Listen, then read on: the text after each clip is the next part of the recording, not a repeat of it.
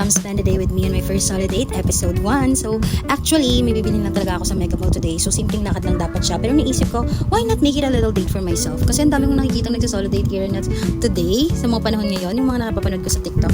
And super nakaka-inspire talaga. So, ayan, nandito ako ngayon nag-aantay ng tricycle kasi wala nakabilang tricycle. Peso ako yung pumila. Sure. So, ayan guys, nakasakay na ako dyan sa tricycle. And habang nasa biyahe ako, kinakabahan ako ng konti. Hindi dahil sa first time kong gumala mag-isa, pero dahil kay kuya kasi ang bilis niya magpatakbo, be. Akala mo natatay siya. Kuya, kung ako yung natatay, okay lang. Na magbilis-bilis ka dyan, pero kung ikaw yung natatay, wala akong pake. Char. So, ayan guys. So, habang nasa biyahe ako, nag-iisip na ako kung ano yung bibilhin ko kasi wala pa akong naiisip. So, pero dahil sa first time kong gumala nang ako lang talaga. So, wala akong kasama, wala akong kausap. Just me, myself and I. Cheers. So, ayan, pagdating ko sa Mega Mall, inuna ko muna yung bibilhin at kailangan ko. Pero, hindi pa talaga ako bumili dyan. Naglakad-lakad muna ako kasi wala pa talaga akong maisip eh. And hindi ko mahanap kung saan yung store na yon and yung section na yon kasi ang laki be ng ng Mega Mall, nakakagutom talaga. So, ayan. Naghanap-hanap muna ako dyan and nag-selfie muna ako. So, ayun yung OOTD natin 4 days video. Napakasimple mo lang dyan para ka lang magbibili ng sa palengke, esda. So, ayan, bumaba na naman ako kasi wala talaga ako paisip, guys. So, ayan, nagbayad na ako kasi, and fast forward na lang, nakabili na ako. Ayoko nang stressin yung sarili ko. And, pauwi na ako niyan. Ay, hindi pa uwi, palabas na ako ng Mega Mall. And, napadaan ako dito. Meron silang event dito, parang mga basketball. NBA ata yun. So, pagkatapos kong bumili, bumili muna ako ng Turks dyan and coffee. So, simple lang. Pero sobrang sarap niya after lang maglakad ng matagal. So, habang kumakain ako dyan, tahimik lang ako nag-observe sa mga tao sa paligid. Ginajudge ko sila isa-isa yung mga dumadaan. Charis. So, at first, medyo naiilang pa ako kasi parang awkward kumain mag-isa. Pero habang tumatagal, na-realize ko na wala naman talagang pakialam ang ibang tao. Busy din sila sa sarili ng buhay. So, parang ako lang or ikaw lang yung nag-overthink, diba? So, after kong kumain dyan, saka naman ako order dyan ng coffee. So, trinay ko yung strawberry matcha nila and ayan.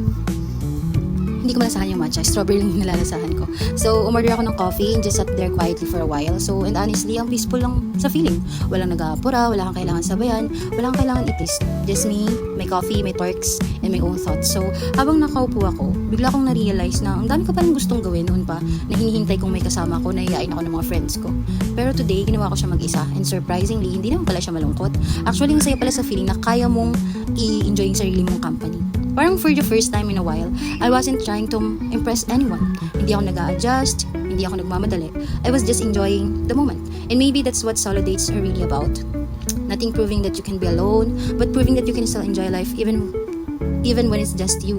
So here's your sign to take yourself out to girl, go to the mall, eat your favorite food, drink coffee, and stop waiting for other people bago mo i-enjoy yung buhay mo. Because honestly, some of the softest and happiest moments happen when you finally learn how to enjoy your own present. So girl, ano pang hinihintay mo? Lumabas ka na ng bahay, enjoy mo yung sarili mo. Kasi, ikaw lang yung magpapasaya sa sarili mo. Huwag mong isipin yung ibang tao kasi wala naman silang ambag sa buhay mo eh. So, ngayong 30 na ako, naisip ko na parang konti na lang yung, mas okay na konti na lang yung mga friends natin. Kasi, honestly, mas magastos yung mas madaming friend, diba?